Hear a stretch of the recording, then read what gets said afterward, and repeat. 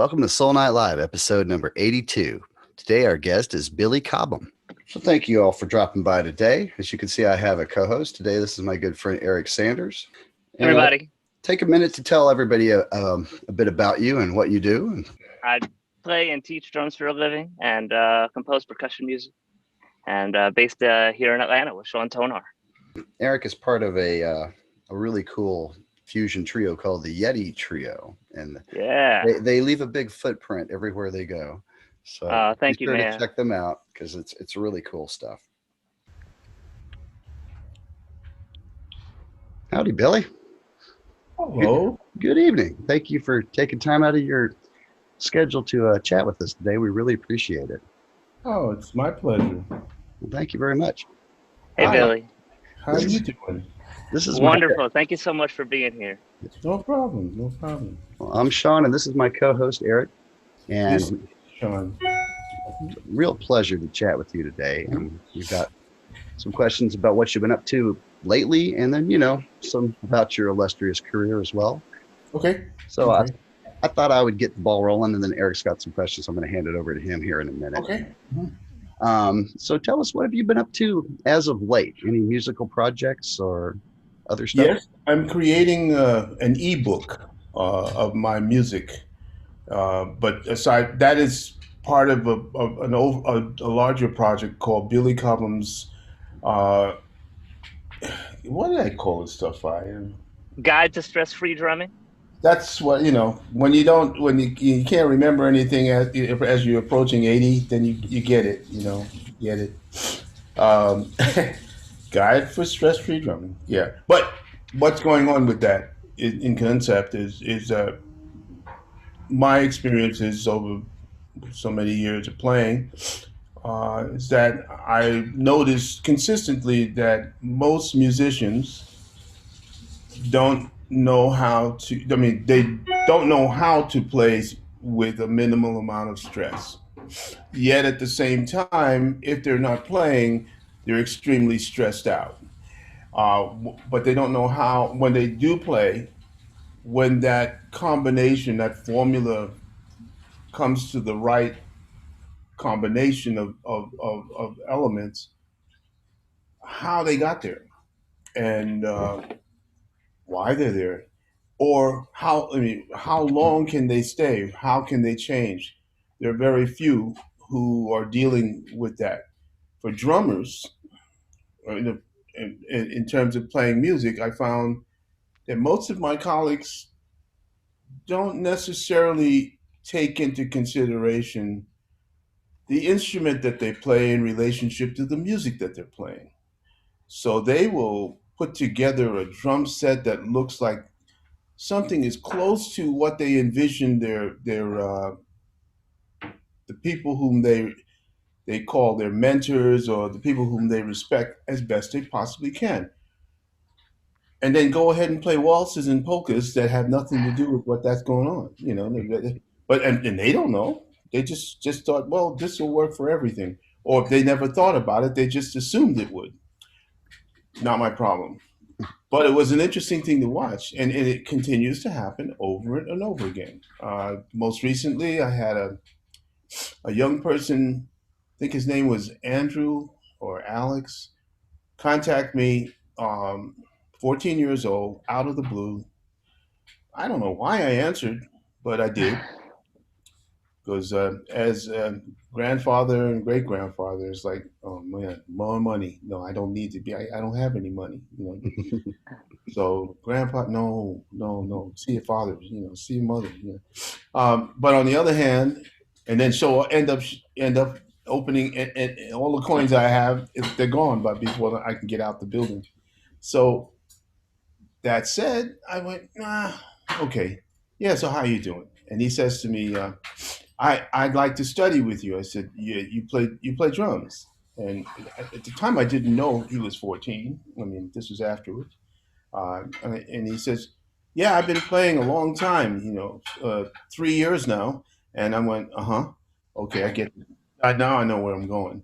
And and I said, yeah. So I said, great to see what you do, because he was still very respectful and courteous, and I went, man, he's like a bad drug, I've just got to be careful because I'm liking this guy. And so he went and he started playing, and he's doing a lot of things.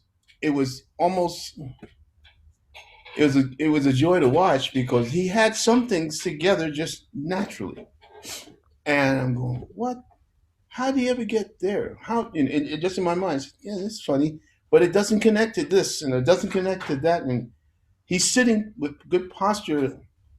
And I said, well, so how all of this come together? He says, well, I was watching you yesterday, and I'm going, uh huh.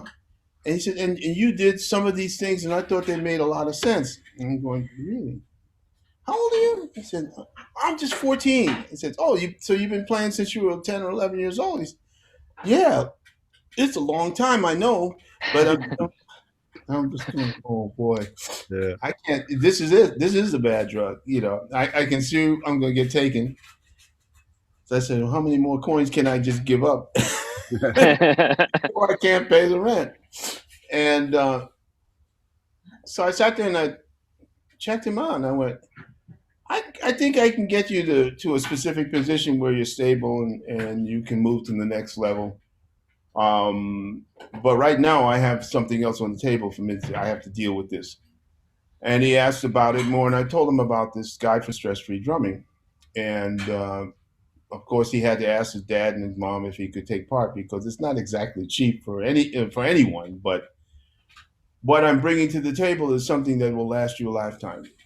If you choose to accept it, the ideas, the concepts, not necessarily what I say or Will Calhoun or Gary Husband or Dennis Chambers or Dom Famularo. It's just these things have worked for us. So maybe there's a chance it could work for everybody else because we don't see a lot of people doing this. Sure. But why not just you know take take a minute, 3 hours, and we'll talk about it. And I'm the guy that's being taken apart. I'm my music is being used. I'm playing my tunes. This is where the ebook comes in. It's made up of two sound files. One of my songs, whichever tune we're doing this month. Let's say right now we're gonna open with Stratus. Okay, so we do that. All right. So everybody kind of knows that, but it's not the arrangement on the Atlantic record. This is something that's long past that. Like we're talking almost 50 years of that silliness. Yeah. So now we're doing something else. Why? Because I've grown as a writer and composer, and I hear other things that's inside that. I mean, only but too recently, about 2 weeks ago, I heard a groove that I never heard before. Of course, I gave it to the guitar player. I mean, I wrote it in the chart book and said, "We got to do this." So that's there, and it means that music continues to evolve. The artist continues to evolve. Sure. You hear things, you put them together, and all of a sudden, you've got something that's different. It's not new. It's all been done before somehow by somebody else, 1,500 years ago, whatever, before Christ. But the thing is that it's new now. It's like bringing back bell-bottom pants, and I thought, no, that would never happen. I've seen people walking around with that silliness, and I'm going, oh no, it's not. But there you go. And so I thought, okay, with that in mind, if you resign yourself to the fact that it's a society in which we live, these are the things that work. When I wrote the tune originally, I was in New York. Now I'm adding to the arrangement, and I'm in Bern, and that's coming from someplace else. I don't know, in the air, Mhm. COVID. I don't know. I hope not. But there you go. So Right. you take whatever you can, and as they say, whatever's dealt you on the table, and try to make the best out of it. If you can Sure. get a straight flush, then you're all right. If not, you lose. So it's kind of all of that kind of stuff. And what works here, what works for Gary may not work for me. What works for Dom, this kind of thing. And we talk about, well, this is my approach. This is your approach. Look at what Billy's doing here. I don't agree with that.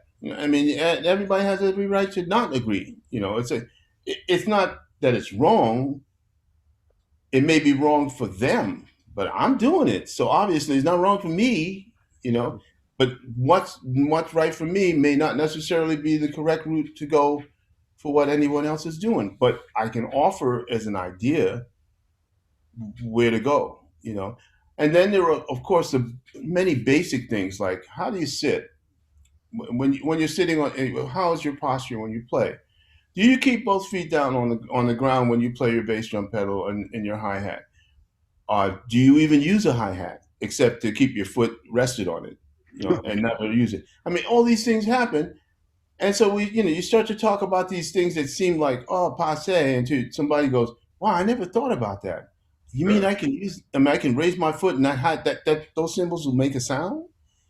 Wow, eureka! You know, and I don't mean California either. You know, this is the kind of thing, you know, and it just goes on like this. And you just sit there and chuckle and go, wow, we just helped somebody today play and multitask in a way that he or she never did before.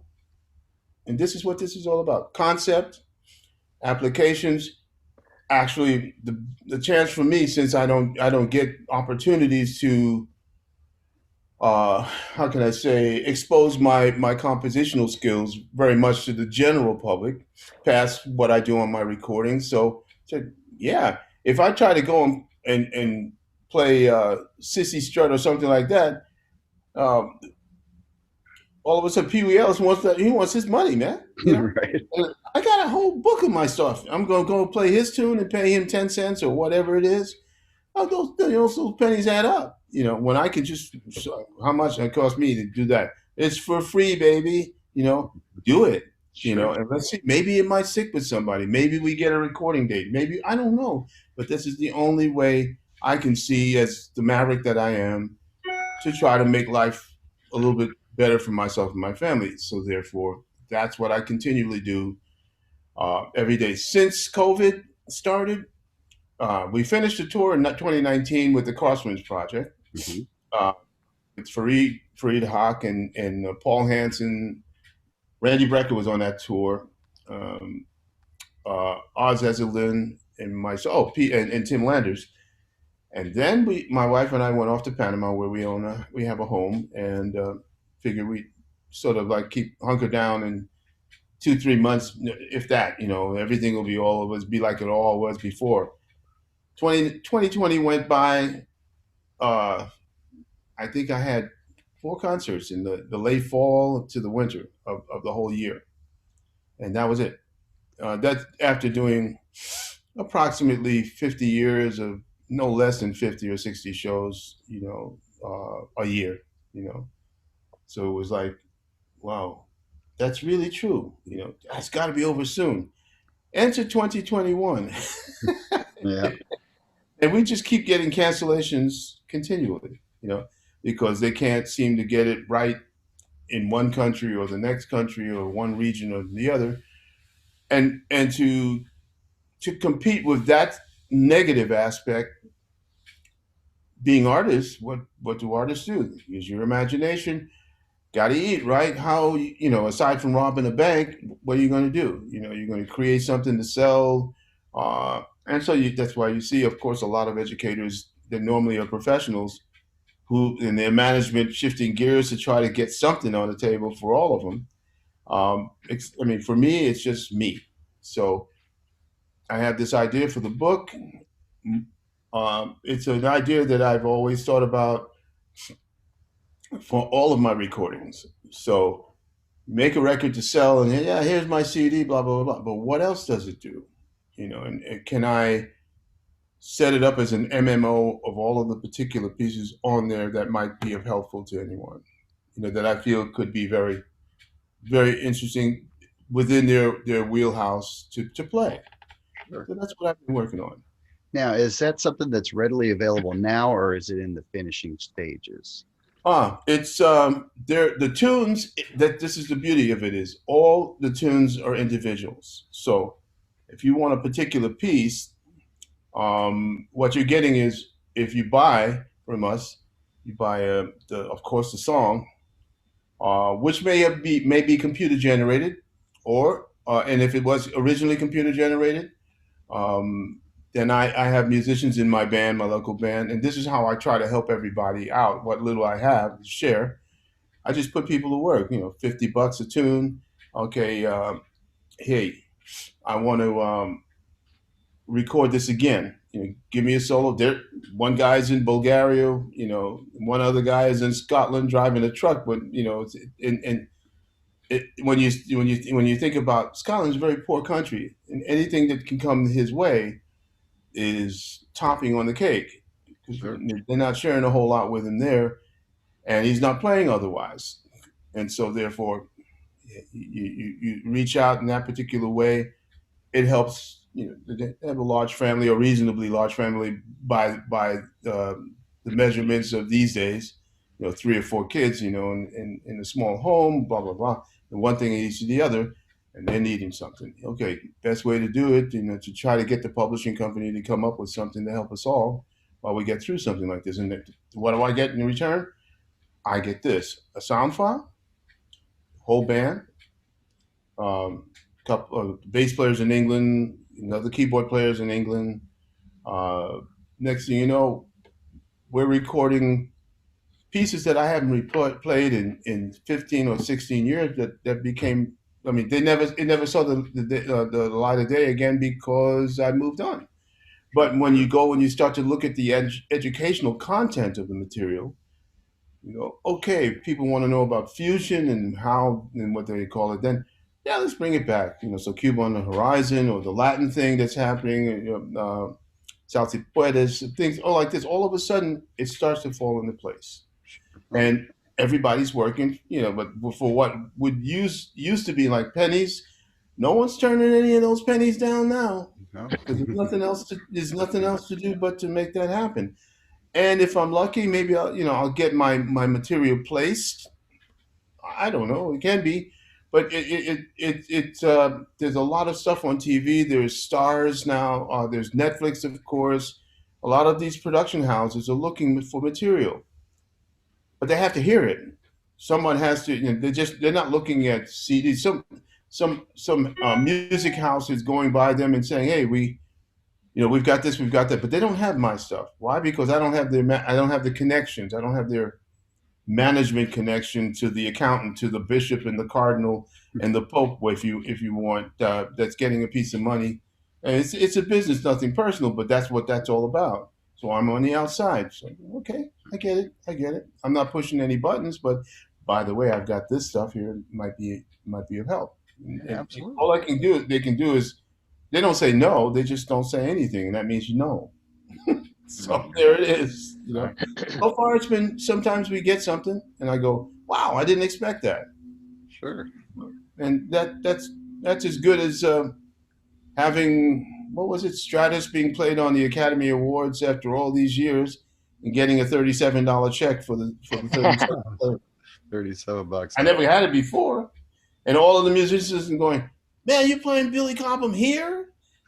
And that was a sound, that was the shot heard around the musical world. Yeah. Billy Cobham had his tune played on these whatever Oscars or whatever. Yeah. Billy Cobham heard about it 2-3 weeks later because I never watched the Oscars. I mean, Yeah. I don't either. and I mean, Grammys as well is even worse. Oh my Well, God! there's not much music left on those, personally. Okay. I don't think there's any. It's all about politics. I get it, and who am I to say no or yes? I mean, it is. Yeah, well, somebody's buying that stuff. It's just not me. you know. Oh, they have their audience, that's for sure. Yeah, absolutely. Before I turn you over to Eric, I have a question in the chat room. My friend Ben, who's a bass player, has a question. He'd like to know if you could speak about the need of the bass player to speak the language of rhythm and percussion and how important that is. I don't think the bass player needs to. The bass player needs to understand music. Okay, in the music is percussion and rhythm. You're not in my opinion, man. I stand for this.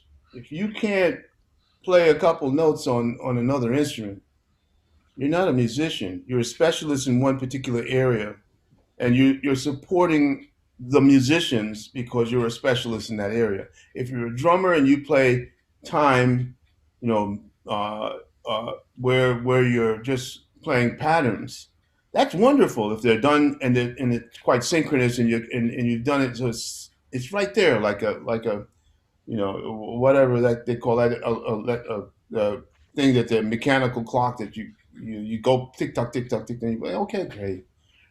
But if you would stop and just play chords on the piano, it's as rough as it might appear. 'Cause you got to crawl before you walk. Sure.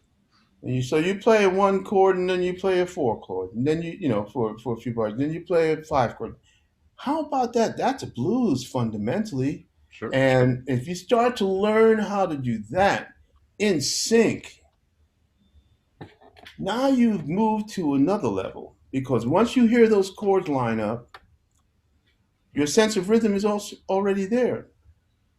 Doesn't have to be, Rachmaninoff. Not even close. It just needs to make you want to tap your foot and dance or something. Something that's very organic. Okay. Sure. Yeah. Next thing you know, you're going to play that way. Sure. I had a guy come into the Drummers Collective in New York City about, man, that's got to be 30 years ago. Turns out he was from Opelousas, Louisiana, and he was a chef, and he happened to be working at a bar, a Louisiana bar or someplace making A2 phase and all of this uh, there in New York City, and he wanted to just study with me to learn how to play, to learn how to expand his sense of timing, of time when he played. Okay, cool. I said, let me see you play. He's a right-handed drummer, so his hi-hat, of course, was above him. So he had the hi-hat here, and his left hand was here. And so he was playing, but the stick was pointing toward his tummy, and the hi-hat was up here, and he was playing like this. So you couldn't see. It was like he was looking for Joe Frazier to hit him at any point in time. He was like blocking the punch Yeah. because that's exactly what he played. But and then when he started playing, what you could hear over all of that, he's playing. Oh man, uh, like a kind of a zydeco kind of thing, and it felt real beautiful. And he was dancing, and you could hear him grunting, going, and all of this is going on louder than the drums are being played because he didn't have that much power because he was sitting well below the snare drum, which is about here on his face, up around here, and he was playing up here, and the hi hat was up here, and he was like this, and he was in his cocoon. And I'm going like this. Whoop! What? Where? How? How'd you do that? He said, "What? Man, this is what I do." And I'm going, "Oh, please get me out of here." What do I say? Yeah. So I said, "Well, what would happen if if you watch me and if you could relax?" He said, "I got it. I got it. I'm relaxed." I said, "Well, how can you be relaxed if your shoulders are high up here? You got all this energy coming up, and the snare drum's almost by your nose. What? I mean, I don't get it, man." He said, "Well, it works for me." I said, "So you're happy then?" He said, "No." It sounds And like I he's went, working. "Okay, I have an offer. Here's the alternative. So you could do this. You could sit higher. You could keep the hi hat where it is, but you'd be sitting higher because he's a guy. He's taller than me, and he's sitting below me. You know, and I'm just going, good lord, how is this? I said, you got the energy that you're putting away. You can't be enjoying yourself, man. I can get it. I get it. Next thing you know, he ceased being just a metronome, and he started to feel so much more comfortable that he just next thing you know, he's just sashaying on down, And I'm like, that's what you need to do. You don't even need a band. You are the band right now. It's just, and I said, but you got to understand what's happening. He said, yeah, I've been trying to figure out a way to do it, but when I would go that way, I would feel like everybody thinks I'm wrong. I said, well, why? He said, because everybody's seen me doing the other thing so long, they thought that was the right way I should be playing. Well, it seemed like he was working harder than he needed to. Yeah. Oh, far. And I said, but God, I mean, you feel it. Why don't you couldn't change on your own? I said, well, this is my recommendation is that that's all you have to really do. And the sticking was like I got 2 breadsticks here, so I can do this. There's like, it's like one hand was like this, and like, no. So there we are. Yeah. Okay. So Eric, Hey Billy, what you got? did you? I've got a ton. That's okay. But continuing with this question right here. Hey Billy, did you teach at Drummers Collective 30 years ago? I was studying there about 26, 27, 28 years ago. Off and on with Bob. He'd call me in from time to time, but I was rarely ever in the city. Yeah, And I must have just missed you.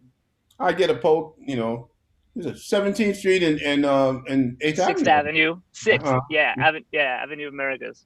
Mhm. Yeah. Hey, going back to Billy Cobham's Guide to Stress-Free Drumming. So it's an online coaching workshop session, and it's via Zoom.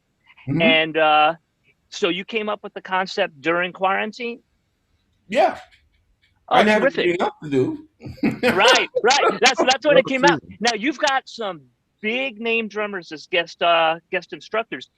Are all 5 of you on like at one time for a student? No, we're Or only on one time on the last one. For okay.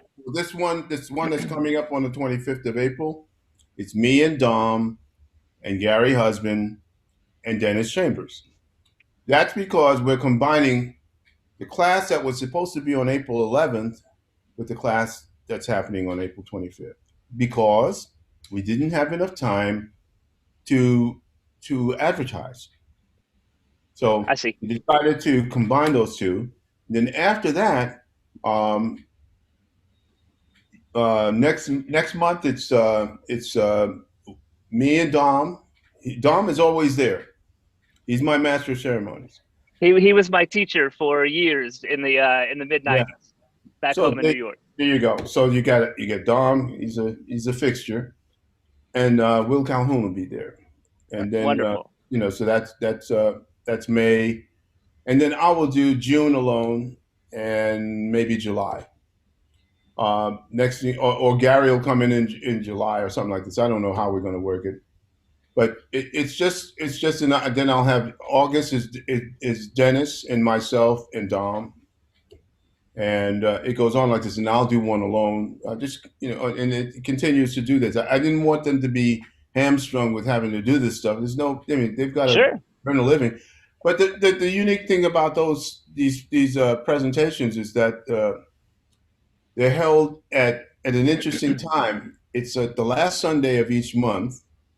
It's about 3 o'clock in the afternoon to 6 o'clock, or so that would be about 9 o'clock, or I think it's how it works to 12 o'clock in Eastern time, U.S. time, and for me. But I mean 3 in the afternoon to 6 is just before dinner for me, so that's okay. And then we have to make it go the best way we can, with whomever is coming in. But it's always and every one of those particular classes, again, another tune of mine will be taken apart and put back together in terms of how you relate to a rhythm section player, whether it be a bass player or the rhythm section. What are the points that you want to accomplish as a unit? How do you contribute as part of the unit, as a group? Let's call it the classic session of guitar, keyboards, bass, and drums. So, what does each take from each player? And how do they translate that into something that they give back to each other, which tends to continue to control the sense of the musical sense of what's being projected to the audience. That's fantastic. So since you're doing Billy Cobham originals, I take it the August session with Dennis Chambers, it won't be some skunk funk because both of you guys covered that. You had it on A Funky Tide of Sings, and it's at the end of one of his instructional videos. Yeah, but That would be you have to understand that tune's not mine. right. That's a Randy Brecker tune. So that right, exactly. That's what I was saying. Okay, I need to play his tune. You don't play mine. right. No doubt. No doubt. Go ahead, Eric. One more education thing. I think it was about 5 years ago, maybe in Phoenix or something. You had something called the Art of the Rhythm section. That would have been from 2015 to 2018, I think. Yeah. hmm Would have loved to have continued, but you see what happened, man. Yeah. In Arizona. Yeah. Right. Right. No, I mean, not the people there are wonderful, and that's despite their mindset maybe kind of askew, but still, when it comes to the music, that's okay. Sure. It's Yeah. all about another line of thought and thinking. It's no problem. Yeah. I hear you. hmm All right. But I hope to do it again. I mean, we couldn't get Arizona. It was already going down the rabbit hole in terms of the sociological and political scene. So, boom, that was that. Uh, and then came 19, and I was on tour or doing something that was very, very unique for me. I was actually playing a full blown bus tour of the United States with my band. I was like, what? Yeah. And that was the end of that. Then came COVID. Yeah. Yep. Here we are. Here we are. Yeah. Mhm. Put that behind us before the Euro it's over. I'm pretty sure. Would be nice, yeah. I mean, but again, like it's not like I would be. I'm not saying that not going to happen, but I'm. It's got to be a plan B. Don't wait. Right. Whatever you can No do. doubt. I mean, this kind of caught us by surprise, and we sure don't want Mhm. this to happen again. Only worse, which It is will never happen the same way again. I no. mean, it never does. But next time, because the next time, if it does come around, people will be. I'm convinced, be much more prepared Sure. than Yeah. right now. Would hope so. Going through Oh it. yeah, sure. I'm sure of it. We don't. I mean, this is a heavy thing. It's like a real reckoning with the human race in a part of the world where this happens elsewhere. Okay, but not here. And all of a sudden it's here. Really, a lot of things have to be in place because if you go along with the whole thing of there's a select few people who control the world, blah blah blah. Okay, and they don't take care of it. Yeah. They don't have the people to work for them. That doesn't help them, and the people that are working for them, they're long gone. You know, look at, for instance, right now. Look at, for instance, the California raisins. In California, the people who would migrant workers who went to pick raisins, getting grapes for raisins, they're gone. They're gone. Why? Because they were not allowed to stay. Yeah. So who welcomed them with open arms? Canada. They are not coming back. Canada said, you come up here. Yeah, it's cold up here. But you have a house. You have definitely a roof over your head. We'll give you so much money to survive. You work for us with basic labor, whatever the labor force is. That's more than they could. That's gold. Sure. We're talking about quite a few 100,000 people that would come up from the south just to move, and they go back south with the money that they earn. But this time they're going north, Yeah. and they can stay there and do whatever they need to do. Sure. A sure thing without any interference, pretty much. So I can understand Mhm. that. So after a while, you don't have to be that. You don't have, you go, man. Don't ask me twice. I'm on my way. I hear you. I hear you. So what you thinking about, Eric? I've got tons here for you, Billy, if that's okay. And I'd like to go way back and ask you a few questions about your days with Horace Silver back in 1968 and 1969. Yep. So first off, it's absolutely amazing that a young musician was given the photo credit for the album cover. Mm-hmm. For the Serenade to a Soul Sister recording, Francis Wolff produced those sessions in the stead of Alfred Lyon, and Reed Miles was not in charge of the designing by then in the late 60s. Were you a budding photographer at the time, and how did it come about that one of your pictures was used for the album cover? When I joined Horace, I just left the United States Army, and Right. they have a they give you a status when you come into the Army of what your job, what you do as a work job. It's called Military Occupational Status, MOS. And my MOS, primary MOS, was a musician. So I was in the Army band. I taught at the Naval School of Music in Scope in Norfolk, Virginia. And then my secondary MOS was a photographer. Wow. But because that's Yeah. what I did too, I like to shoot stuff, but it was not a job that I didn't need to do. If they didn't have a need for me as a musician, I would have shot. And so I showed things to people. And I was learning a lot of musicians who are very very visual people. They see Yeah. things in their mind. Now, it's just natural for us. Sure. Yeah. Tony So Levin. with my yashika, I would be walking around, and eventually I got my first Nikon. And the woman in the picture at the time had graduated. She's a violinist named Janie Moore, Janie Wilson. At the time, I don't remember. 1961. We graduated in High School of Music and Art together. Oh, And she was wow. in my graduating class, and she became a good friend of Horace, and Horace wanted her on the cover. Wow. And he asked me if I'd take the picture. Sure, of course. Yeah, it was a big honor for me, and that was my first That's album. incredible. Mhm. That's incredible. Continuing with Horace, you and John Williams were the rhythm section for half of that record. And the first track with you on it is mostly an odd meter, and it's super smooth. Jungle Juice is mainly in 5, but it's incredibly slick when it sneaks into 6 for just a bit, then back to 5. Was odd meter always just very natural for you? Yeah, I guess so. I man, I started working on that kind of stuff with ah, I was in Herbie's band, Herbie Hancock. So Eye of the Hurricane, things like that. That it just sort of, and then until Tootie Heath came over from Norway. So I was in that band for a very short period, but I learned a lot about uh, 1, 2, 3, 4, 5, 1, 2, 3, 4, 5.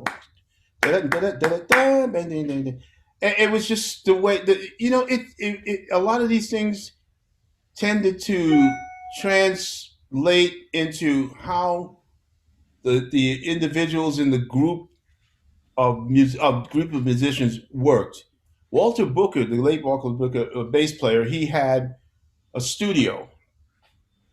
Lots of musicians came and went there, all the time, jamming, playing. I didn't get there very often, just maybe for a rehearsal or two. But I would go to, I mean, in terms of playing, but I would listen to people because I lived in the neighborhood on the west side of New York City between, I'd say, 79th Street, no, 72nd Street, I think is the best That's place. about the Beacon. Yeah. No, just Columbus Avenue, Columbus, Amsterdam, Broadway, all that, and maybe 11th Avenue, all the way north to about 225th Street were Yeah. musicians, and you'd meet somehow, rub elbows. You'd see Monk on the street. You'd see people just Wow. walking, and they were just everyday people. But they no Jimmy. Let's see, I can't remember. Jimmy Garrison lived on Harrison. 84th Street and Columbus. Elvin lived on 87th Street on the second floor, I think it was, Wow. of Joe Farrell's building that he owned. Wow. I Oh, mean, wow. all these different. Yeah, he had a brownstone there. Richard Davis was just about to move to go to Wisconsin because he was offered a job as the chair of the bass chair at the University of Wisconsin Madison, which is where he retired. But in order to get him out of New York, they gave him his own ranch, Oh, wow. and that's where he's lived to this day. Wow. Yeah. Mhm. Yeah. Incredible. Yeah. Clyde Stubblefield ended up in Wisconsin too. There you go. Um, all right. So Horace's next album for Blue Note Records, Mhm. You Got to Take a Little Love, kept you and John Williams as the rhythm section for the whole album. Then 5 years later, you had John as the bassist on your excellent sophomore solo album, Crosswinds, in Mhm. 1974, and Mhm. again for two more tracks on your record, Inner Conflicts, in 1978. Mhm. So, did you and John meet in Horace Silver's band in 1968, or were you possibly in the Army band together? No, John was in the Marines, Oh, okay. and I was in the Army band. We didn't meet there. We just met with Horace, and Oh, and okay. there was a man. I wish I could remember that rehearsal place. There used to be a lot of rehearsal rooms around. Carol's Music was one of them, but that was downtown. But there was a place up on Broadway around 81st Street, 82nd Street that had you could go there on a given day and sneak in and hear Modern Jazz Quartet rehearsing, or there would be Miles might rehearse there. Connie K. Different people would be rehearsing. Stanley Turrentine and Shirley Scott Yep. uh, trio. And the trio would make up of organ, tenor, and drums. And when I was working with them, we you picked up an organ in the club, and tenor saxophone, and the drums would be in the club. Just did that. It was the kind of situation, whatever it was, and it was. But that was up on. We played in Detroit. We played on 8 Mile, the Jazz Showcase it was called in Detroit, and it's legendary. I mean, actually, you could find that. I wonder what happened if it's still around on 8 Mile Road. A very, very important jazz club, man. Wow. Everybody played there. Freddie, everybody. Oh, and Miles, everybody played this club. And it was one of the clubs along the way. I played there with Horace for sure. Wow, that's very, very cool. Going back to the Army band, did you play snare drum, percussion, or both? And if it was snare, did they force you to play traditional grip? And I believe you're left-handed, so when you would play traditional, it might be in the right hand. But yeah, you're a natural southpaw. So how did that work with percussion in the Army? No, I'm not a natural southpaw. I'm a Oh, you're right-hander. not. Yeah, There you and I used to when I Oh, played baseball. I mean, as a catcher, I used to. The reason why I caught is because I get to first base. I couldn't throw left-handed over the first base. That's across the body. But okay. my big deal was I didn't want to be hamstrung by how I held the drumsticks. That's why all of a sudden that's why my whole approach to playing match grip came in, because I felt that that was the most natural way to play. So when I got in the United States Army Band, they asked me, yes, to play from the Goldenberg book, uh, Sure. and so I started to play left-handed. They said, "Well, we don't. The Army, we don't allow left-handed snare drummers." I said, "Oh," so I turned around and played it the other way, and they said, "Okay, you're in." And then the next thing you know, I was teaching, and so Wow. I wrote the actual test that everybody comes into now. It's still happening. Wow, that's incredible. Wow. Yeah. Wow. Okay. Yeah, as an individual contractor for the military, but I haven't done anything with since the Air Force band. Man, that would have been mom died. That was 15 years ago. I was up in Colorado Springs giving a lecture. That was the last time I worked for the military. Yeah. Okay. One more thing about Horace. He was hipped to you and John Williams through a guy named Weldon Irving, a Mhm. New York City cat who was Nina Simone's band leader at the time. Oh, And so wait. he wasn't. Okay. So I was wondering if you worked with Weldon or what the introduction to Horace was like, because he was already a longtime star at the time. Yeah. So Weldon clear all that up. Weldon is from Hampton, Virginia, Okay. and his family.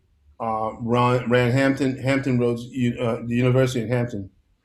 It was, I think his grandfather and grandmother were officers. I forget what they call them, but they actually controlled what was happening on the campus there, and Wow. he lived there. He was a very unique guy. He had incredible skills in interesting ways. I mean, there's a movie about him. If you guys ever Oh, get a chance to wow. see it, I just don't know where it is or how it's been shown. It would fill some gaps for you easily if you can find it. You might check it out. Check him out on either Wikipedia. There are people who control that.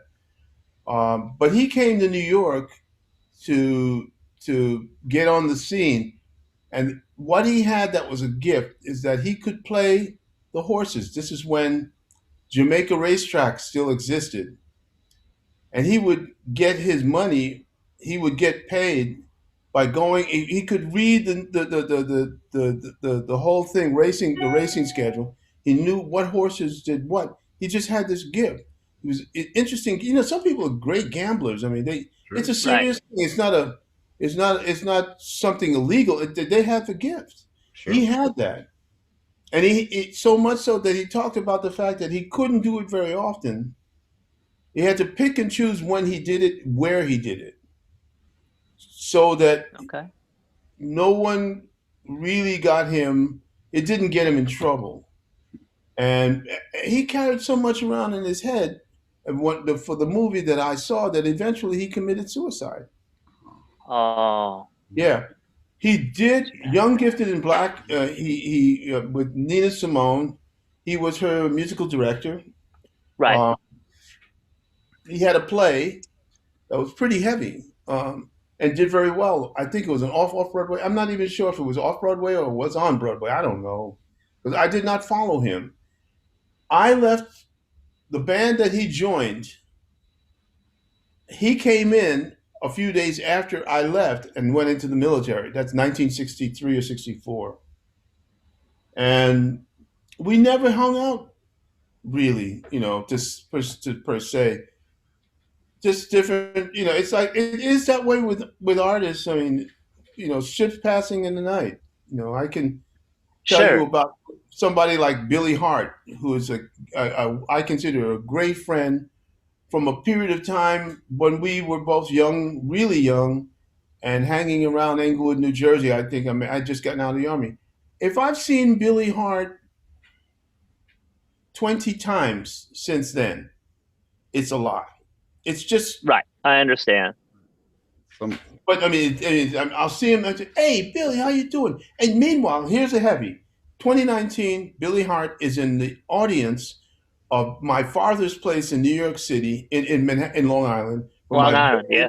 very last gig, and he didn't come back and say hello because he said there were too many people standing and waiting to say hello. mm, Oh, wow. And I Um, was told that he was there, and Jerry Brown was there, and I said, "I didn't know Billy Hart was there."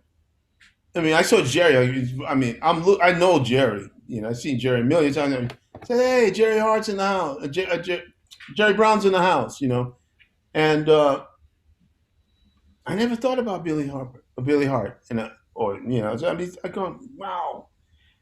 And this is a guy that when the last time I said hello to him, there was another.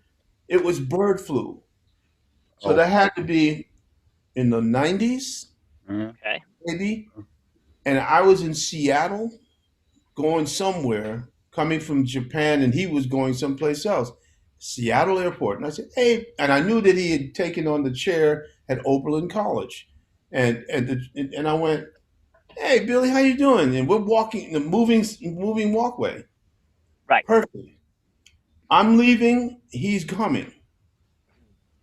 I said, "Hey, what are you doing, man?" He says, "Wow, how you been?" I said, "Fine." He says, "Yeah, we got to talk, man." I said, "Yeah, give me, you know," he said, "Home, the phone number is still the same." He said, "Yeah, sure."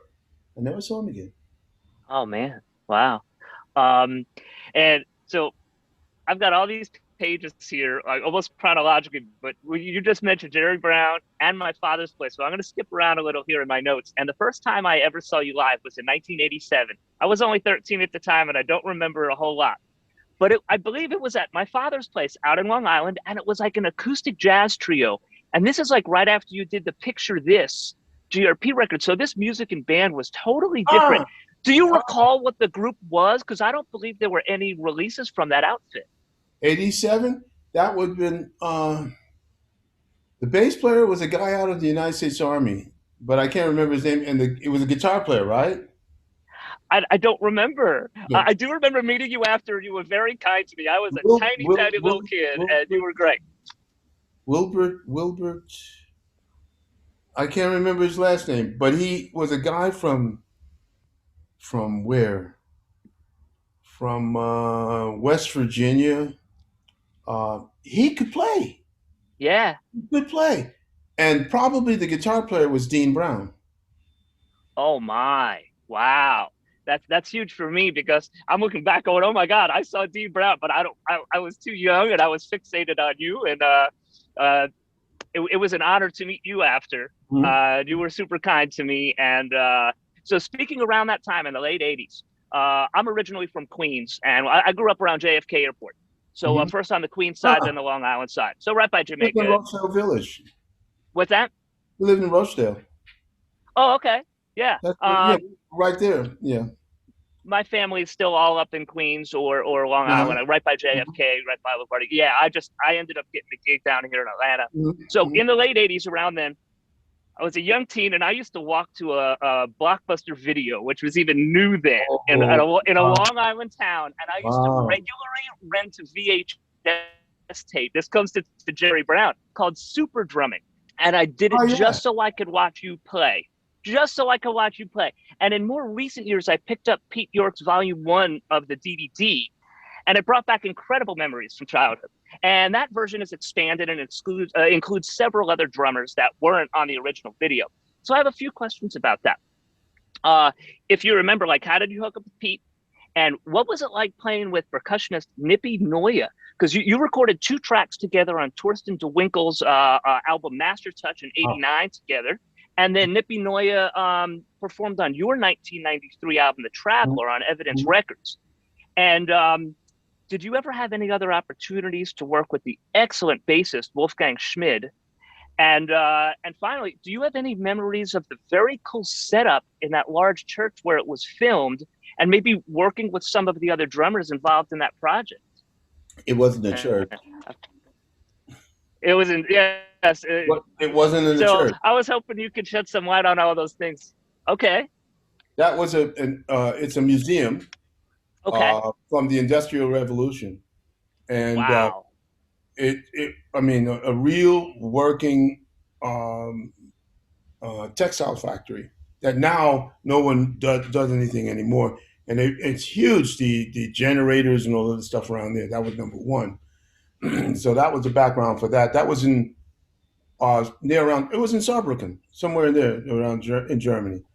Wolfgang Schmidt and I made um, a lot of records together as a trio.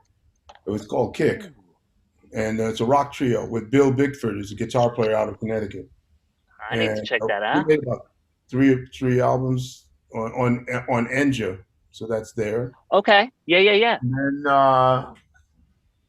God, I think we're on a yeah. Wolfgang recorded on an album that's very that I made back in 1989. Oh my, I can't remember the name of it now, man. It's been I just saw the cover today. Um, Is that Nordic or no, no, it was that was that's later? probably the last LP I made, and it has me with sticks that it looks like I'm throwing up in the air. Is it right after Picture This? It's the one after that? It's after Picture This, yes, it is, and but Yeah, there's it's on the my no, it was not that one. That's the last one for GRP. GRP. Although Right. those are my those that recording picture that the one with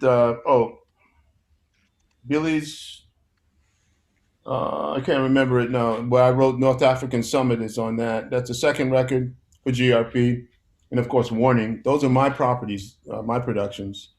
Oh yeah, Uh, that's Warning yeah, and and Power Play.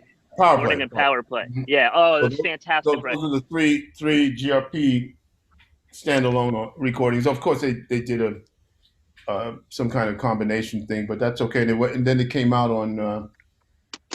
Oh, I can't remember the name. It was an English label, Eagle Rock, or Eagle Yeah, that something. sounds right. Yeah, Eagle Rock.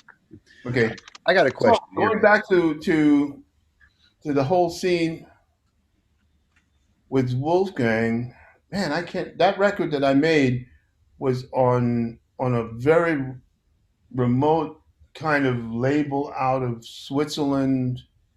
I was testing to see if I could get anything happening in Europe, and since I was living in Switzerland, I tried to work with people here and found that to be a no go. It just mindset, no, Sure.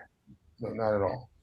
So we moved on, but I can't remember the name because there's a lot of material on there that I'm working on bringing back to the surface that I haven't done in a long time, and Wolfgang's on that. Then we did something with I think the Frankfurt Radio Big Band. It was the first time, and that was with Laney Stern and Laney Stern guitar, and also I can't remember the other guitar player's name now. Really phenomenal player, man. Great guy. Out around New York. Always played in this little dark, dingy little bar down in the village. Um, 55 bar. yeah, something like Yeah. that. Yeah. And but he played. I mean, for years, and he played some. He has a mind. He still does. He has some amazing things that he does. Very unique. No one I've ever heard. Mitch Stein, maybe. No, I can't remember his name. It'll come to me. All right. Wayne I'm Krantz. Wayne Krantz. There it is. There you go. Okay. Wayne Krantz. Very great. Insane, incredibly wonderful musician, That's artist. awesome. Yeah. Yeah. Wonderful player. Very much one of a kind, man. I got a question in the chat room. One of our good friends is fantastic local percussionist, our good friend Imra, has a question. Do you have any particular approach to writing your music? Also, do you compose using any other instruments, harmonic or Oh, that. microphones, Yeah, I other have that than in here as drums and well. percussion? Yeah. I rarely use any instruments except for what I hear. I use a lot of solfeo. You know, I sit down with Sibelius primarily 90% of the time now, and just it's become, music is just a habit. And it's a good habit, and it depends on how you use it. Eventually, the tools become part of you. If I hear something I want to write, so I sit down and I write it.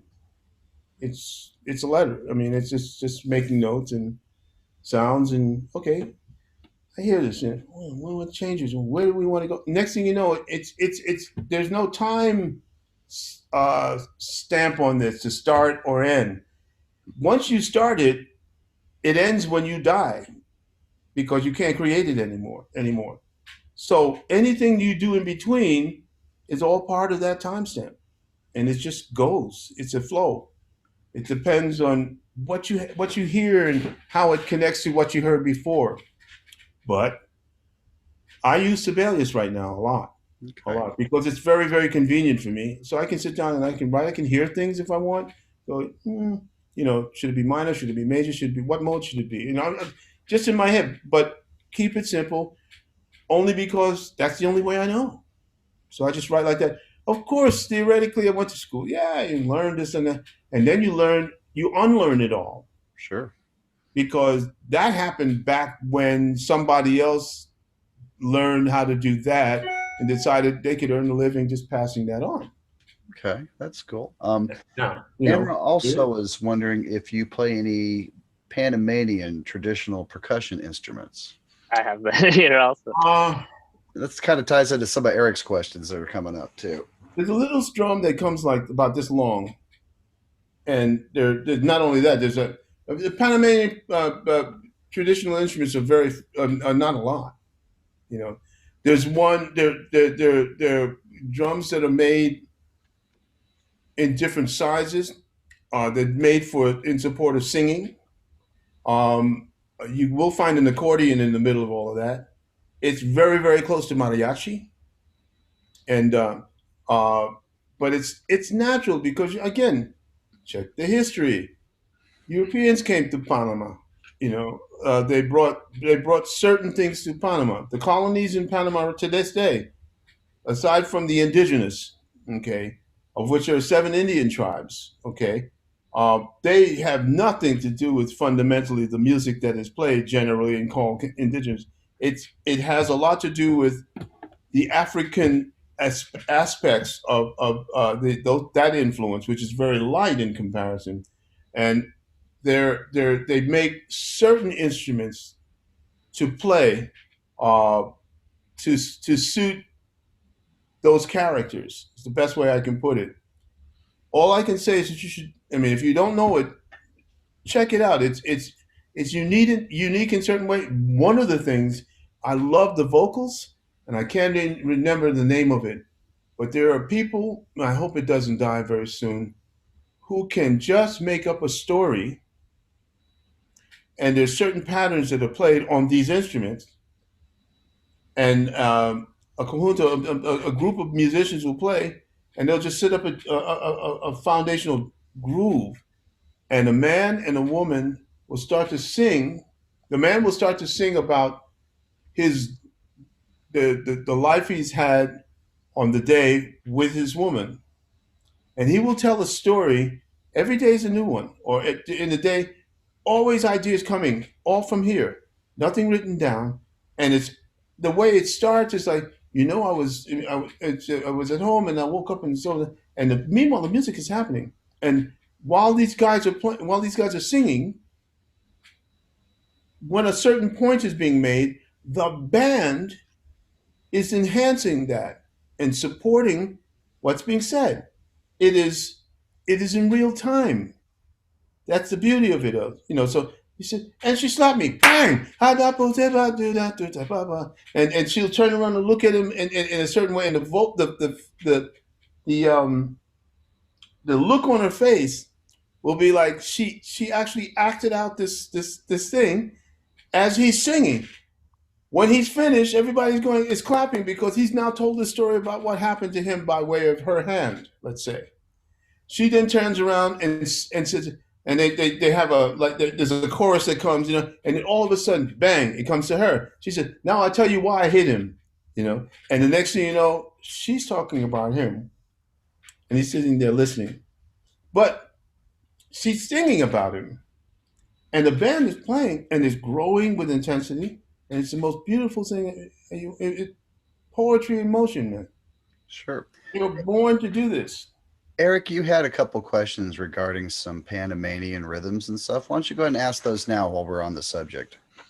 Okay, let me find it here. So, yeah, let's see here. I just had let's backtrack to your childhood as you were born in Panama but moved to New York City, my hometown, when you were 3 years old. Did you visit your home country growing up to see family there? And if so, are there any specific rhythms or music styles that are native to your homeland that seeped into your playing and helped shape your overall approach and sound? I never visited Panama after I left until 2005. Wow. I And you went live there now as well. I went there as a with a friend of mine who was planning to live there, and we went there for a holiday. And so I think 2005, 2006 was the first time I went there after I left. So if you do that, that's 50 years, man. Not Yeah. what I saw was amazing, but not having traveled very much in the Caribbean area or in Central America either, I didn't feel anything except when I then decided maybe I'll go one more time with my friends back down because now they're definitely moving. So my wife and I we went there, and I decided to visit the town where I was born, Colon, and family, of course, that was there. And we went to the actual physical location of the hospital where I was born. The hospital didn't Wow. exist anymore. Okay. That's when I realized that I'd returned home. it was the weirdest feeling. I said, I get this now. I wonder what it would be like to live here. And so that's how it's all started for me. Wow. Very Yeah, cool. and we finally moved into our place, I guess maybe 7 years or so later, because it had to be built from, I mean, totally from the ground up. You know, and Oh, that's that's wonderful. so that gets away, does away with all the. I'm still trying to understand. There's so much about that country that involves. I mean, it's in contrast. There's for every truth there's a lie. I mean, it's really crazy things that have gone on. I mean, it was created basically by privateers, a guy by the name of Captain Morgan, of which the rum is written. It's Right. a British privateer. They call him a pirate, but the British called them privateers. You know, yeah, they stole from each other. The Dutch stole from the English stole from the French stole from the who else was down there? English, Italian, English, French, Spanish. Yeah, always going. So who knows? Yeah. But Yeah. any material, music, fundamentally European based. Um, I mean, Mexico. After you went, I'd say safe to say about 1,000 miles north, you were in Mexico, Sure. and they owned mariachi and the guitar and all of that stuff came Sure. south. Sure. So I can imagine in yet in certain parts of that region that goes down to Panama before Panama. And by the way, Panama originally was part of Colombia before the canal was made, Oh, and Oh, so wow. that was just a whole other world. Yeah, sure. and so the thing is when you come down that way, you realize that the Caribbean is named the Caribbean because there was a huge um, uh, uh, uh, populace of people were Indians in. They were called the Carib. And they died when Europeans came over and brought diseases like, I mean, even the common cold or viruses they never had in Panama before. Right. Meanwhile, so the Indians eventually died away. But on the other side, no one ever heard of yellow fever or all these other kinds of things. And so many indentured slaves, it's not even the word, it's not, a, it's not meant in a, I could say, in an offensively negative way, but people who owned, who had no money, they couldn't earn anything. The only way they could, the opportunity was to move to the new land, which was found by whomever the country was at the time. They came to that region, and they came mostly from poor areas like Scotland, where no one, these people were farmers with, I mean, they couldn't tend the land in Scotland, and they owed the landowner this amount of money or that amount of money. And so they were put into debtors' prisons, that they were called. People who owed money were put into a prison rather than making them work because they didn't have any money. So and then they would die in this prison, or they would get like the grade of food was terrible with their families and all of that. So they moved them out. Okay, they send them all the way west to go down to the south, and what did they get up with? Malaria, things that they never knew about before. And of course all these other diseases, yellow fever, as I said before. Meanwhile, what was happening is that they were taking the place of people who had lived there, and they couldn't live together, you know. Uh, so that one civilization, part of civilization lost, the other one took its place. And in Costa Rica, there's a huge, for some bizarre reason, because of the difference in the climates, and there's about at least 5 or 6 volcanoes in Costa Rica. Wow. There's one volcano in Panama. That's it. That's active. That's Baru. But when you go to the next country up, Costa Rica, then the next one, Nicaragua, Salvador, then you run into volcano heaven up that way. But the heavy is that the climate changes as you go up higher. People who with fairer skin can survive if they can get past, the the Jaguars and everybody else that lives there, for any particular period of time. And they did. Interestingly enough, you would find more Europeans who were survived over that from that period of time, and from the time that of when they said Columbus got into that region, which he did, but he didn't discover anything. People were there a long time before he ever came. Sure. And so that said, the next thing you know, they the Indians that were there left that region because these people brought horses. In that part of the world, there were no horses. The horses came on the ships, and so they were not indigenous to that relation into that area, and that's how horses were introduced to that region. Oh, wow. Huh? Yeah, bizarre. Yeah. For working, so for farming and things like this, and so there's so many interesting things that have happened, Sounds like it. Sure. Yeah. So I mean, these are the things that I learned about Panama and northern South America, or as you farther go south to Guyana and all of that. There's a whole other world. Sure. Yeah, yeah. Getting back to your old musical timeline world, after Horace, but before Mahavishnu Orchestra, you were part of a very cool collective called Dreams. I've got the CD reissue here. The band was mainly put together by Doug Luban, who was the studio bassist for The Doors, and keyboardist songwriter Jeff Kent.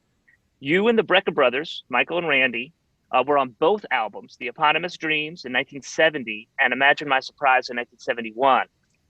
Along with the Brecker brothers, guitarist John Abercrombie and pianist Don Grolnick, both of whom also played and recorded with Dreams, all ended up on future solo albums of yours.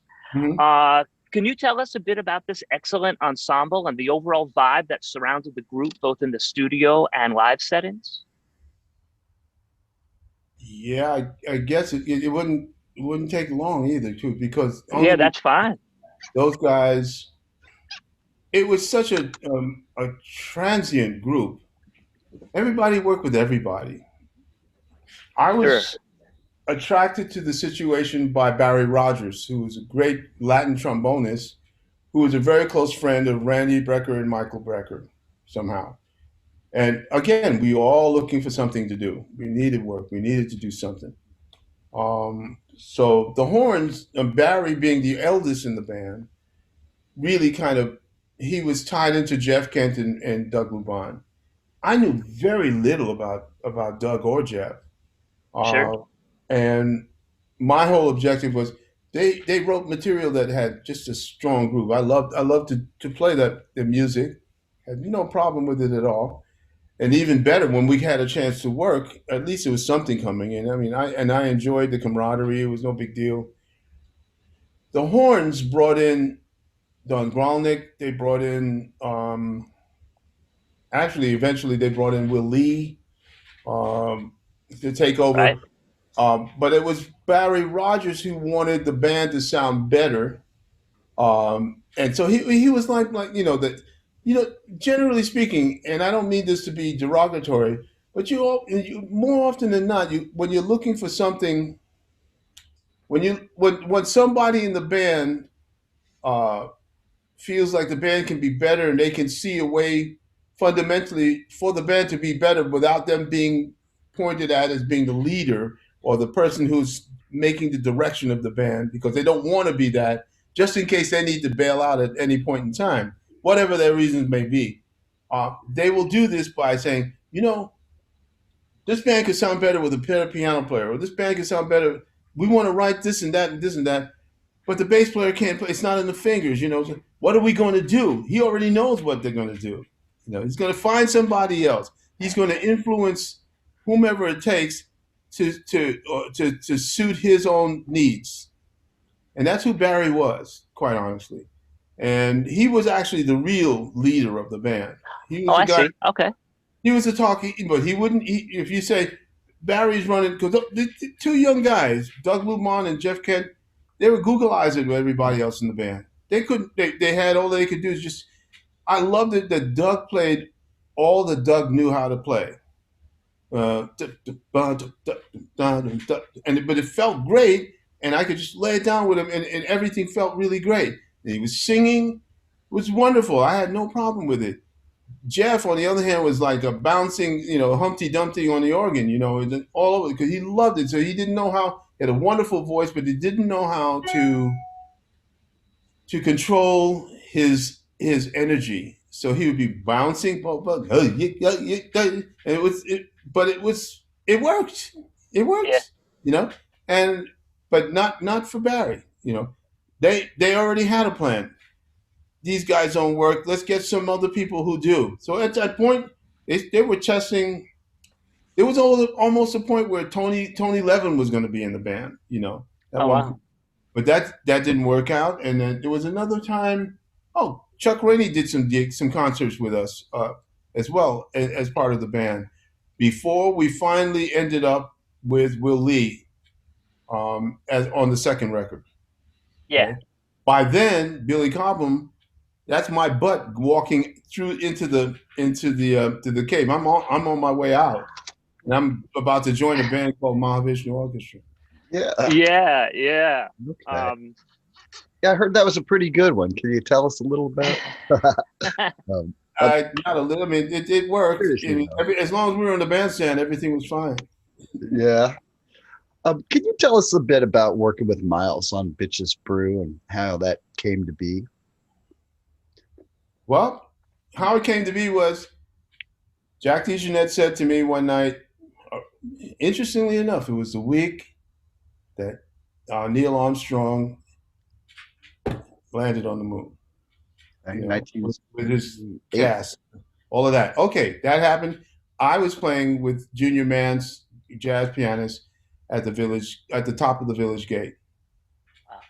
Okay, downstairs, Miles was working with Jack, Chick, I think Dave Holland, and Wayne.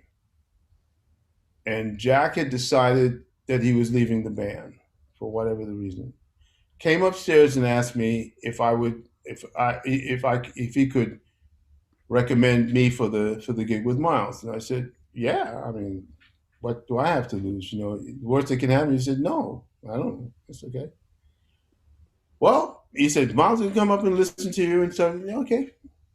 So he did, and about a couple of days later, I got a call to come up to the studio in CBS, and before that, just to I think it was that way.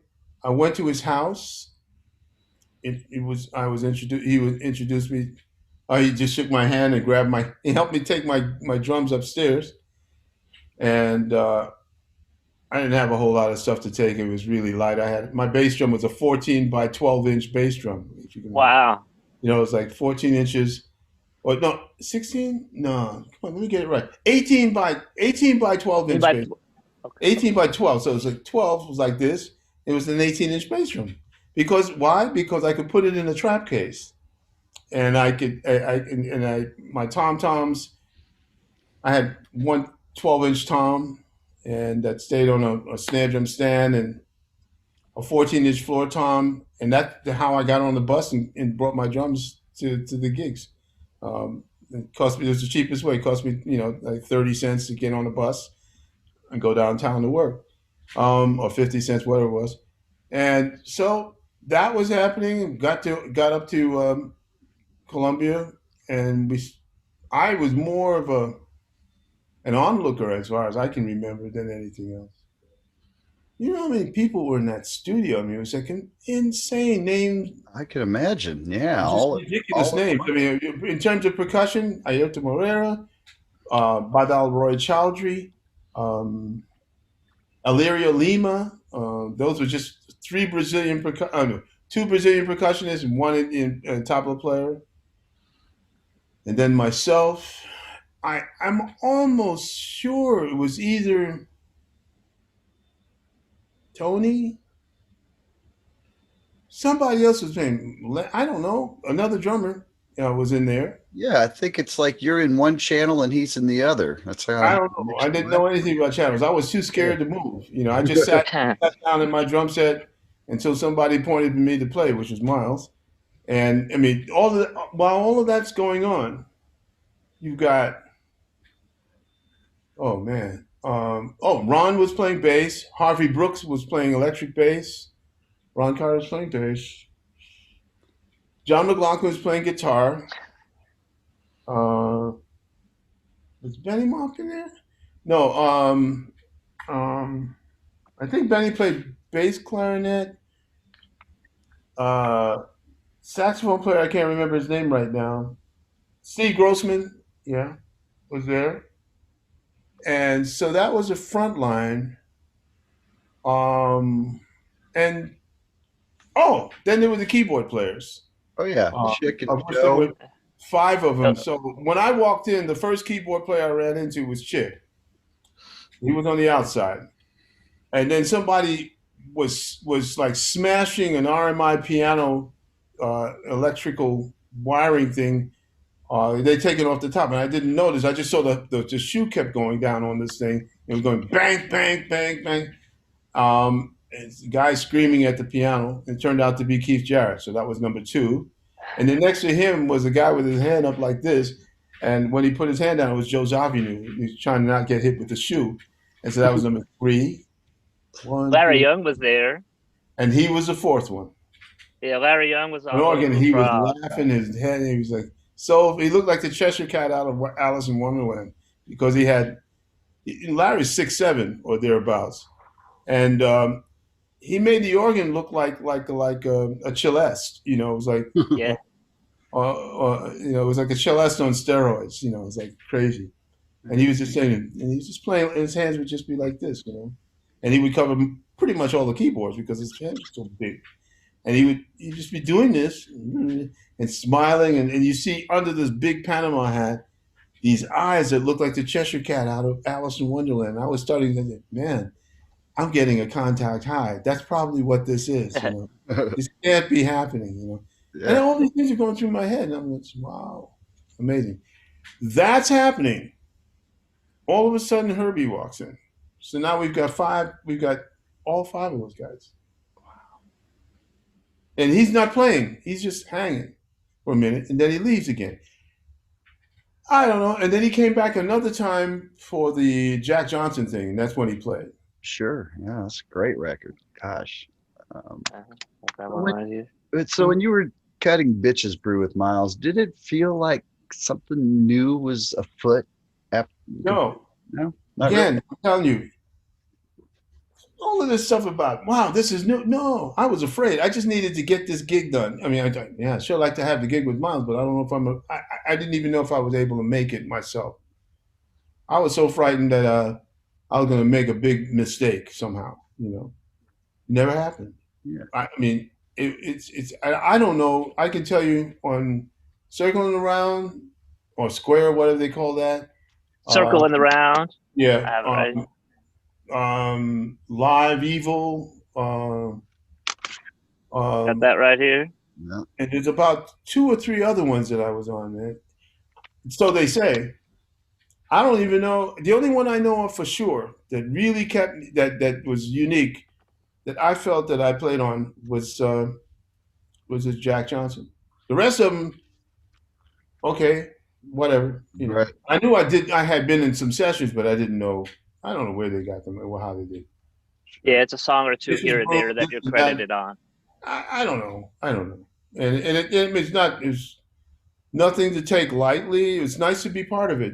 That's why. I mean, in essence, when they talk about the Bitches Brew, I love the Bitches Brew session tag because it was a whole lot of sessions, man. Sure. And a lot of things came and went. And unfortunately, I guess it didn't work out well. There's one interesting story where Miles is playing to Miles. It happened when he just started to play electronically. We were on a session in an old church off of Lexington Avenue and 30th Street, and WBGO was on in Newark was playing Quiet Nights, just around exactly at the time that Miles was testing a flanger and a pickup on his horn. The line on the pickup was not shielded, so therefore it became an antenna, and it started to bring in BGO of Miles playing Quiet Nights. Oh, that's weird. And he kind of said, "What in the fuck is that? Where is that coming from? What is that? I know that." And he played towards it, and we all started to play with him. And I thought, "Oh, please, somebody record this." Someone said they got it, but I can't remember. Tio said, "That was amazing, man. Record." Never heard it. Never saw it. There was even the discussion as to one of the chord changes on the tune. Miles thought it was one change, and in the building at the time that they were recording was Gil Evans, and this voice, but no one said. I didn't know where it came. He said no, it wasn't a.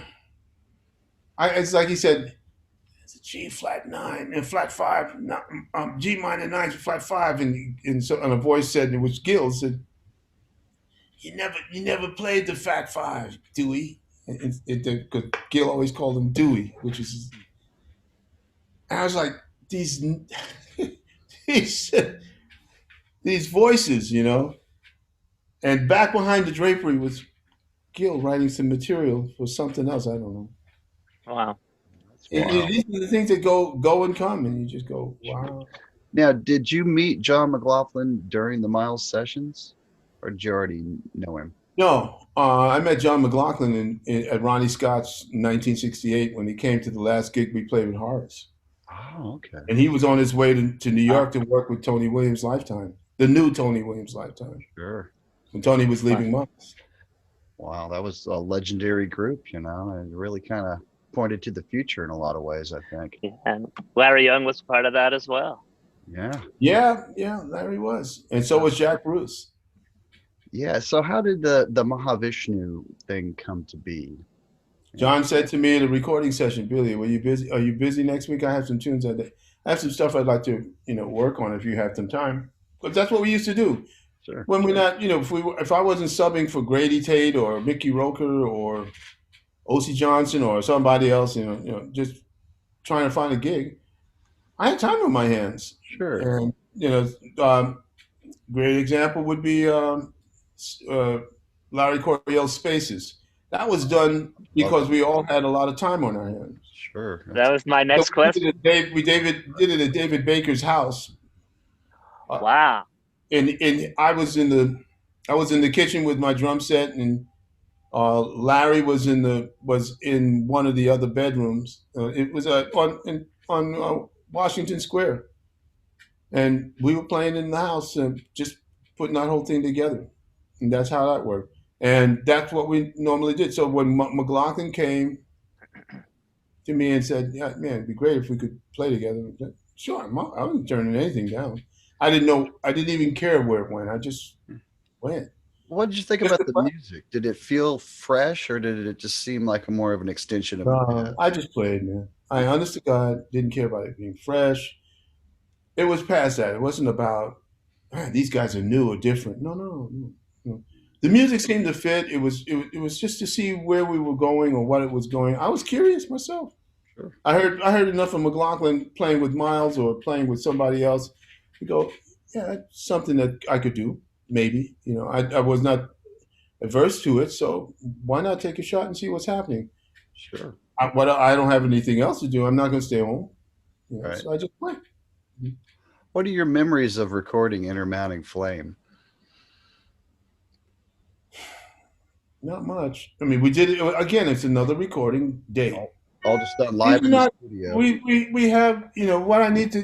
These are good questions you're asking, but for all that it is that we went to play to work.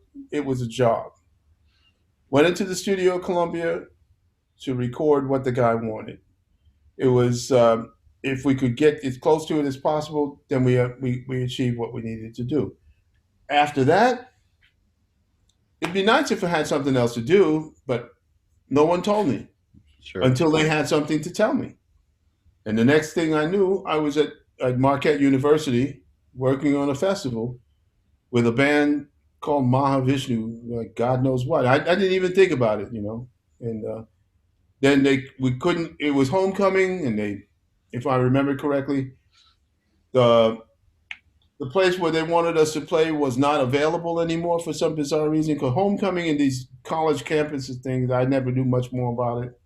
Um, it's a bit erratic. You know, you never know what's going to happen from one minute to the next. Sure. Next thing you know, we're playing on the side of the road of, I can't say Route 80, but like it wasn't I-95 because that's south. So that's and but we're there at Marquette. That's Milwaukee, and it's in the summer. We're playing on the grass on the side of the road of an interstate. I mean, going, this the road is going this way, and this is the hill, and it's one of the few places I ever broke a bass drum head. I mean, Oh wow. hey, I'll always remember that, man. It was I can't recall breaking too many bass drum heads, but that one I remember. It was bizarre. That is wild. Do you Yeah. remember any unusual double bills? Because I heard that, when you guys hit the road, they paired you up with a lot of kind of obvious rock groups and such. Well, it was us and Zappa. Oh, well, that's a great combo. But were There you, was were you us always and that lucky? and then there was us and because no one they thought that we were an Indian acoustic band. They paired us up with Champion Jack Dupree and Big Mama Thornton, um, and that didn't go over too well. We were the opening act, you know. Yeah. Did you So get paired up with some? kind of left no prisoners after we were done. Yeah, well, I've heard I had Jerry Goodman on a few weeks ago, and he was talking about how a lot of groups, you guys were supposed to open, but after a show or two, they're like, "We're opening for you guys." Let's Yeah, switch. they did. Yeah, that's true. You know, Yeah, that was an administrative thing they had to deal with. yeah, it's just like I'm trying to think of what another really hip combination. One I really liked was um, Mahavishnu opening for White Trash. That was off the hook. oh wow, That was really cool. And the other one, because sometimes they'd open for us, sometimes we'd open for them. And when we were opening for them, we'd finish, and then they'd be in the bus, and they'd start. I think it was like a half an hour before we finished playing in the bus, so that by the time we were done, they'd open the door of the bus, and the band would be coming out to go on stage from the bus, and the band was burning. They were, they were playing for all they were worth, and they were smoking. I'd hang around for that show. sure. And then we were the other one that I loved very much. That sort of said it all. Was to open for Taj Mahal. Oh, And he came on stage with a dobro. That's all, and the microphone. And nobody remembered that there was a band called Mahavishnu Orchestra. And we played I think we played Harvard, and we were the opening act.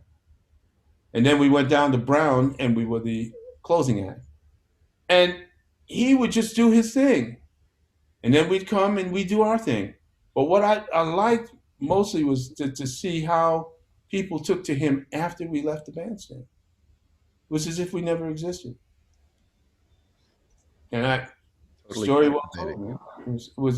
It just sort of sobered everybody up. Like, yeah, so we are not God's gift. No, or but that what really intimidated the band that was intimidated by us really was Emerson, Lake and Palmer. And Oh, that would sort of mess their stuff up a little bit. uh, But they wanted to do what they could. They wanted to do what we did as five people with three. right. See you later. Yeah, that's a lot of work at overtime. Yeah. Speaking of these pairings, Billy, there was a Southern rock group um, that you guys toured with a little bit. Butch Trucks was one of the two Yeah. drummers and founding members of the iconic group, the Allman Jan Brothers Johnny and Band. all. Yeah. Uh, Uh-huh. I've been playing in a fusion group with his firstborn son since 1998. And he's my best friend. So I became very close with Butch, whom I already knew through other Trucks family members. And he was a huge fan of yours. Yeah. And he would tell me stories about the times Mahavishnu opened for the Allman Brothers in the early Mhm. 70s. Do you have any memories of those shows or interacting with Butch and JMO? Only a little bit with Butch and JMO, but it was always off stage, just talk. You know, on stage, I was never around. When we played, it was like sacred. I just played the band.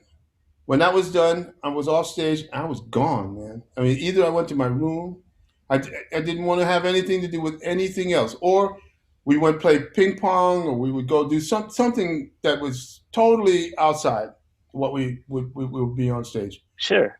That was just the way it was for me. I didn't hang very much with anybody. Nothing personal. But when I saw Jay Johnny and Butch, I really had it. It was like a camaraderie that was very nice. It wasn't very long. We just never saw each other very much. Yeah. Amazing time. Um, yeah. Yeah. Can I touch on something that we just had before with during your early tenure with Miles? You, Chick Corea, and John McLaughlin joined Miroslav Vitus on Larry Coryell's seminal sessions for the 1970s album Spaces, you mentioned.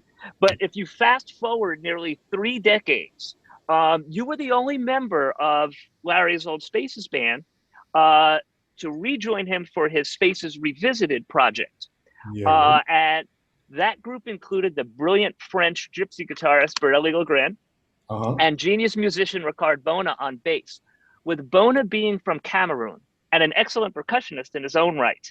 I'm wondering, did you two talk about or possibly even play any rhythms from his homeland, such as Bakutsi? Not consciously, but we the you can check it out. Actually, it's on Facebook. If you put in all four of us our names uh, on the in concert, you will come up with a performance clip right that is now showing now within the last 2 or 3 days of the four of Oh, us wow. at the Teachers Jazz Festival at the Fabrik in Hamburg, and it's a great it's a good feeling. You gotta understand, but we never talked about, man. I think he played some things on bass that was just bizarre, but Yeah. and it was like it was the beginning of a lot of things. What a mind, Richard, and he's one of many who have taken the electric bass guitar to places that I could never have dreamed I would ever hear. His Christian Galvez was an unbelievable bass player the same way. Of course, it didn't start with Stanley. It started with Dougie Rouse, really, as far as I'm concerned. But from Stanley, it became very, very clear, where the bass was going to go, electric bass was going to go.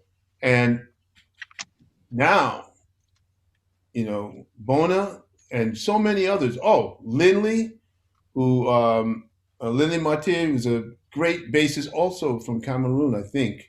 Oh, Uh, okay. lives in France, and he worked with Joe Zawinul's in Joe Zawinul's last bands. Bizarre, insane I'm sure. stuff that's played, and it's clear as a bell. You hear all of this, and you go, "On, okay, I'll give you six strings, all right." And it's just off the hook what these guys can do, you know. And I only tip my hat to them. They're amazing, but I feel that thing with Spaces Revisited was just a very, very special time. I miss Larry Coryell for his musicianship and all of that. He's left a great legacy behind. At least I know his two sons played guitar. Yeah, But Julian is one of them. Julian is off the hook. I love what he does, man, and I'm a big fan. You know, I keep threatening to try to find a situation where he would be a good fit for my material. I still haven't come up with it yet, and maybe I might have missed my shot. I don't know. He's a great, great musician. Yeah. A good buddy of mine plays drums with him often. Hmm. Awesome. Yeah, I've got you on a Stanley Clark thing right here, where Yeah, you play Moog as well as drums. You play the Moog on here also. yeah, yeah. Well, I was sitting in a studio where I had double duty. That was an interesting week. I stayed in that studio for two different projects in the same studio. So one was Stanley's School Days, and the other one was Quincy Jones. I heard that. Oh So I wow, was doing all of that at the same time, and I was sleeping on a cot behind my drum set and my own little mini Tondo's expanding headband, my Moog synthesizer, set up. very cool. So yeah. Eric, Um, you got any questions about Spectrum? I do, and I've got some technique stuff here also. If you want me, I could skip straight to Spectrum. So Technique stuff, because I think a lot of drummers that are tuned in probably would love to hear you guys discuss that a little bit. okay, well, yeah, on one of them is one of your many traits that you are so well known for is your furiously fast single stroke rolls. They're articulate and delicate, yet powerful, crisp, and clean. And you generally play them in a thumbs up French grip. Was that something that was natural and comfortable for you, or did it come about from studying timpani, if you even ever played the kettle drums? Yes, I did. I would refer you to my mentor, Vic Firth, and Hmm. that's where I got this from. Okay, that makes Okay, sense. and so again, match grip. It's a very natural way to play. Yeah, You that's know, how I play as now well. I was also in drum corps for a long, long time. Playing and competing drum corps in Boston against the Crusaders and Emerald Knights in Boston at St. Kevin's, and of course I was in Sunrisers in senior corps and St. Catherine's of Siena, which is out of Albany, New York. Albany, not Albany, St. Albans, New York, Queens, um, just off of Linden Boulevard, and that kept us out of trouble a lot. In the summer, that's where we went to contests, and we were really committed. Great teachers, and the great Bobby Thompson, who taught the Syracuse Brigadiers, and all of my rudiments come from him, and Ken Lemley from the regimentals. I'm sorry, and the Sons of Liberty, which are the old ancient, as we call old ancient drums. But those are the historical drum and fife companies that were around that came out of the original rudimental procedure foundations of Swiss drumming, and that's they're just down the road. Those people still exist to this day. There's a Sure, drum corps. There's a drum corps called Top Secret Drum Corps, which is if you look for them, they're I've the seen third them. generation, the third generation of all of the stuff that we used to do. Yeah, Yeah, and they're in that's Basel very right now. I mean, I've done as a guest of Her Majesty's Grenadier Guards. I've played in the big band in the tattoos at the Basel Tattoo. My association is still strong there with the English military bands. So it's just from those of the foundation. That's from those areas is where you get the chance and to get the ideas to come forward with what may appear to be new, but it's not. It's only new to those who weren't born when it first happened. Sure. right. Yeah, and I got it all from you because you're about my first and biggest influence with Mhm. all of this stuff. And so your dynamic control is legendary. I've heard an old story that you could play a single stroke roll on a hotel bed and keep a quarter floating in the air. I've long wondered, is that I didn't think it was true. And the guy that I heard it from leads into my next thing. It was his name was Colonel Bruce Hampton, and he used to tell that story. So I'm not surprised if he's making it up. And you Oh probably man, know a Colonel Bruce no, because no, I was his touring drummer for a year and a half in no, the mid to late no. '90s, and that's how I ended up in Atlanta. So I got to know and play a little bit with Jimmy Herring, who was your bandmate in Jazz is Dead. You had a long history with the Grateful Dead, dating back to 1980, if not earlier. And I was wondering, How did? I lived in Mill Valley, man. I knew Mountain Girl. I know all those people. I lived on West Blythedale for years, next to Bill Graham. Oh His wow, house was right wow, next door yeah, to my house. wow. So that specific group, how did it come about? Did T. Lavitz get in touch with you, or was it maybe Alfonso Johnson, who was the bassist in your band with George Duke from the mid-70s? It was T. It was T because T was involved with Mama's. I can't remember the name of that band. Mother's. Oh, he was involved with Mother's Finest, Yeah. and Oh, the Sinus? Okay, yeah. yeah. I, And somehow we got hooked up. Uh, it just seemed that it worked. I mean, well, how it came together was that me and T and Jeff Berlin had a trio, and okay, we played a little bit together. Blah blah blah. It was just the way it was, and then all of a sudden, certain things started to fall into place with T and then Alfonso. We had something called Bobby and the Midnights for a while with Ware. Bob I Ware.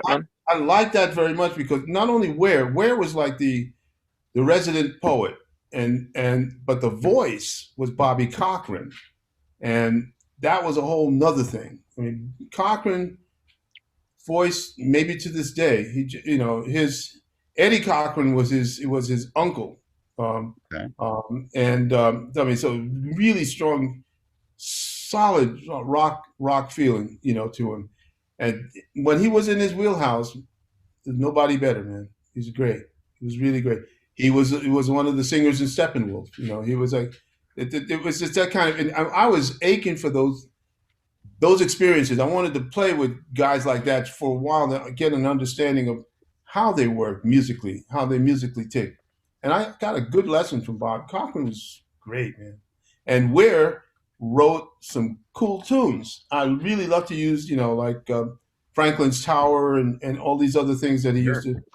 to. That we actually prided ourselves on playing the stuff that the Dead didn't like to play because it was very difficult. This was too hard. Yeah.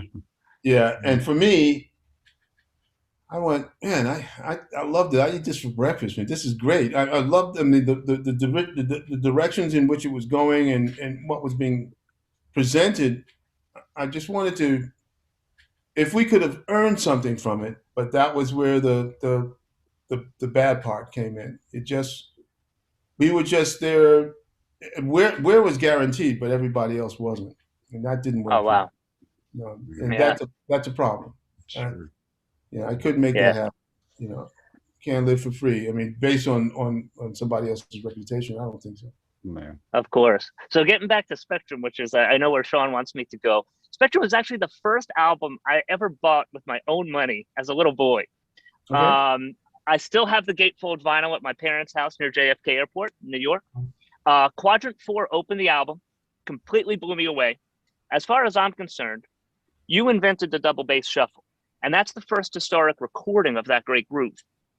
Do you recall when maybe you came up with that, or if you ever heard Anybody else use it? If I ever heard anybody else play the double bass drum, Yeah. notes on the snare drum and the jazz swing pattern on the ride cymbal? there's a guy by the name of Louis Belson. Yeah, I said Willie Belson did. Yeah. You got to Uh, stop for a second there, Eric. Your thing kind of froze. So I think, Mhm. yeah. Oh, I said, did you recall where you came up with it, or if maybe you ever heard like if Louis Belson played it beforehand? But And he was my model and also another mentor of mine. yeah, That's why you saw yeah, me with 3 bass drums and 3 snare drums. That was Louis. yeah, he was part of that super drumming tape Mhm. as well, the video. And I didn't Um, see him then. I didn't see him do it then. He showed it to me at his house in 1978.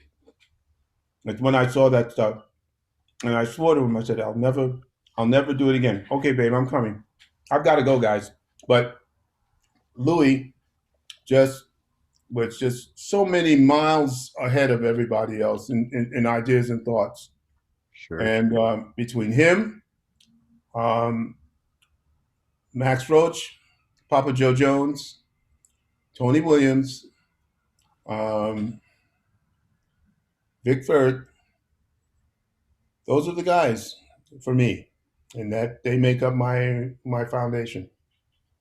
So I got to leave it there. I got to get going. Well, thank you Okay. for so Yeah. much amazing There music. you Yeah. guys. All righty. Thank you for your time. No problem. Wonderful. Good night. Be All right. careful. Stay safe. You Take care. too. You Thank too.